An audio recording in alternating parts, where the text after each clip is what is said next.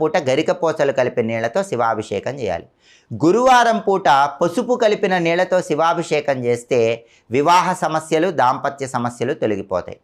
గురువారం పూట అరటి పండ్ల గుజ్జుతో శివాభిషేకం చేయాలి. దానివల్ల చేతి వరకు వచ్చి జారిపోతున్న పనుల్లో విజయం అనేది తొందరగా లభిస్తుంది. శుక్రవారం పూట కస్తూరి అని ఉంటుంది. ఆ కస్తూరి నీళ్ళల్లో వేసి శివాభిషేకం చేస్తే చక్రవర్తిత్వం కలుగుతుంది. అంటే బ్రహ్మాండమైన పదవులు, ప్రమోషన్లు, అధికార హోదాలు రావాలంటే కస్తూరి జలాలతో శుక్రవారం శివాభిషేకం చేయాలి.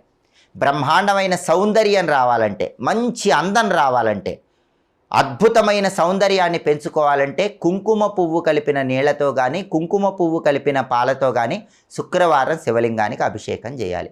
సౌందర్యాన్ని రెట్టింపు చేసుకోవచ్చు. అలాగే శనివారం పూట నల్ల నువ్వులు కలిపిన నీళ్లతో కానీ, నల్ల నువ్వులు కలిపిన పాలతో కానీ శివాభిషేకం చేయండి. జాతక శనిదో